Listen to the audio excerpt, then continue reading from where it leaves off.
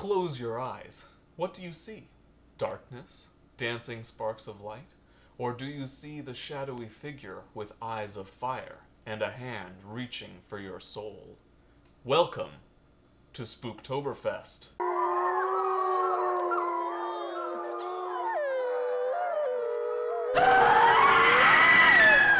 Yo, what up? I'm Hawk. Welcome to the educational half of Rum and Board. Let's learn how to play a game. Mysterium is an asymmetrical, cooperative, hidden information game for 2 to 7 players. Now, that's a string of adjectives that you don't normally hear together. Hardcore board game fans might recognize this game from its earlier manifestation, when it was primarily published in Poland and Ukraine.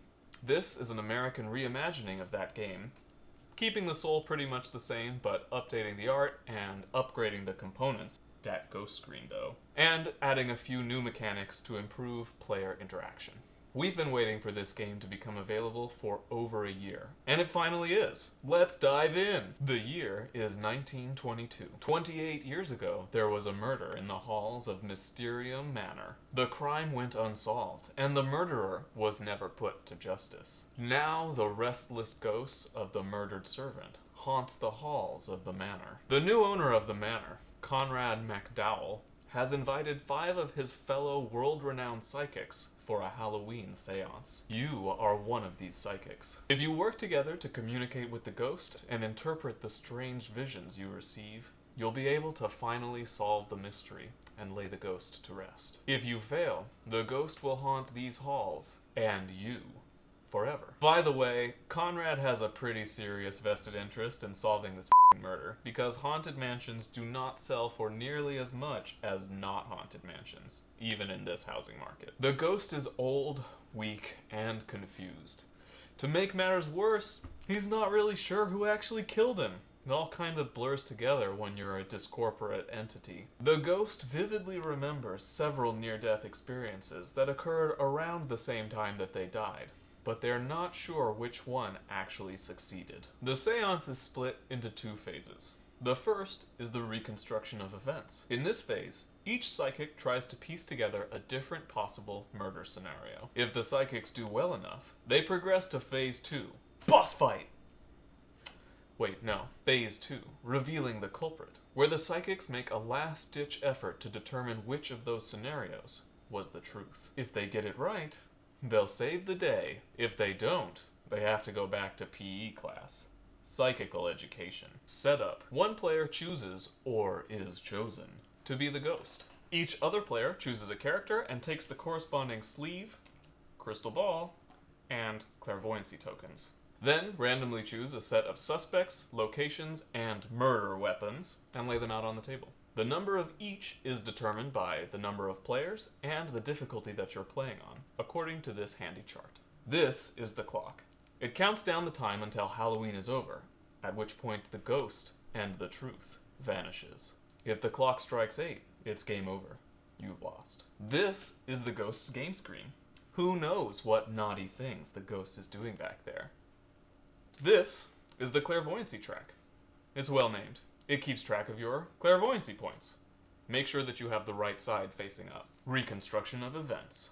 The psychics. The reconstruction of events takes place over 7 hours. Don't panic, it only takes about 40 minutes in real-world time. At the beginning of each hour, each psychic will receive a vision from the ghost in the form of vision cards. Your job is to interpret these visions correctly, to figure out your suspicious suspect, your likely location, and your wary weapon. Everyone has a totally different set of these cards that the ghost is trying to steer them towards. For each vision, you'll have about 2 minutes to make your best guess as to what the ghost is trying to tell you. But don't forget that this is a cooperative game. You'll be trying to help the other psychics interpret their visions, and vice versa. Whichever card your crystal orb is sitting on at the end of those 2 minutes is the guess you've made. You'll progress through the visions in 3 stages. In the first, you'll receive visions about your suspicious suspect. If you guess wrong, you'll need to go back and attempt that stage again. Once you've guessed correctly, congratulations! You now move on to stage 2, your likely location. Take your suspect card and place it in your character pouch. Finally, you'll have to guess the correct wary weapon. If you guess all 3 with time to spare, you'll be rewarded with some extra clairvoyancy points. You can also spend your clairvoyancy tokens to indicate support or opposition for another psychic's interpretation of their own visions. You earn a clairvoyancy point for each correct guess. Although you have a limited number of these clairvoyancy tokens, don't be stingy. They'll be replenished at the beginning of the 4th hour. Really get into calling the other psychics quacks, because like all psychics, they are quacks. And so are you. Yeah, especially if they guess worse than randomly. Not that I've ever done that. Or caused that to happen. I'm a great ghost. Terrible traitor. Great ghost. If even one charlatan doesn't make it through all 3 stages before the clock strikes 8, you all lose the game. And we all know what happens to charlatans, don't we? That's right! They become the host of Ghost Hunters, which airs on Sci-Fi Wednesdays, 9/8 Central. If everyone successfully guesses all 3 of their cards, congratulations! Again, you all move on to Phase 2, revealing the culprit. Reconstruction of events. Ghost. Let's take a moment to recap all of those same events, but this time from the ghost side.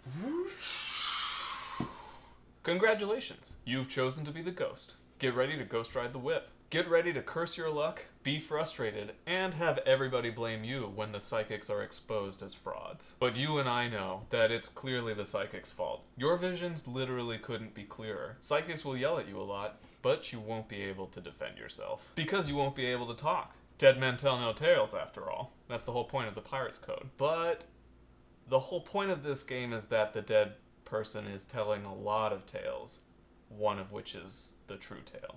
So, your move, pirates. You have some special spooky setup steps. First, go behind your ghostly game screen.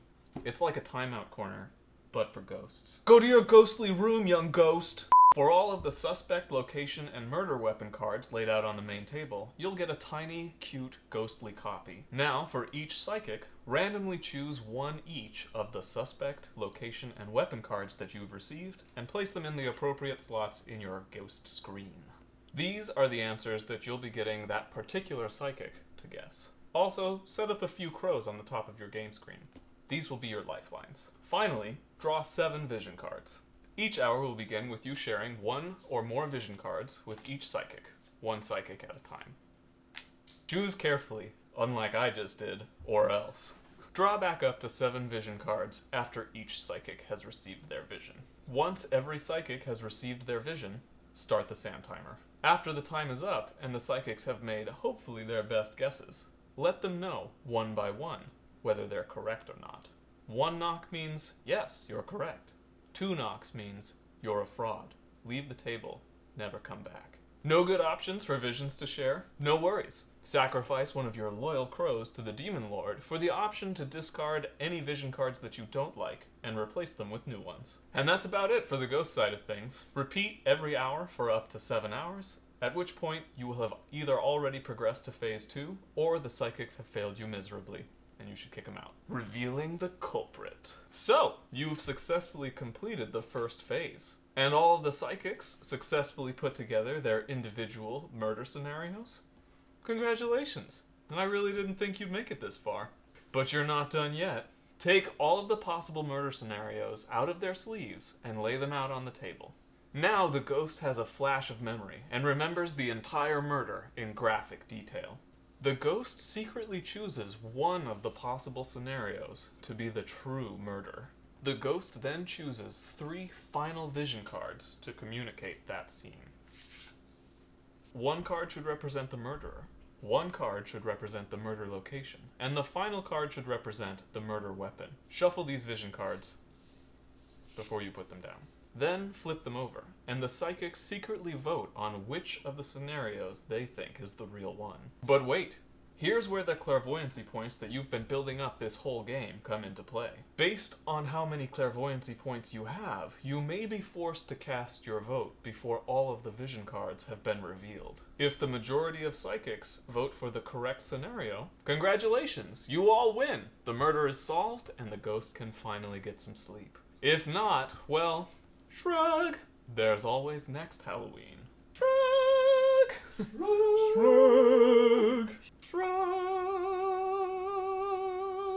So that's Wisteria, the game where you play a climbing, flowering plant. You're at it again, aren't you, script boy? So that's Mysterium, the game where you close your eyes and get fed random pieces of food. Nutritious. So that's Mysterium. Congratulations. The game where you talk to ghosts and like it. Click through to watch things get phantasmal as we play it as a drinking game. But before you do, subscribe to our channel if you want to see more videos like this. Click the like button whether or not you like the video. And if you're feeling particularly incorporeal, why not leave a comment letting us know what game we should play next. I'll see you next time, but until then, play responsibly.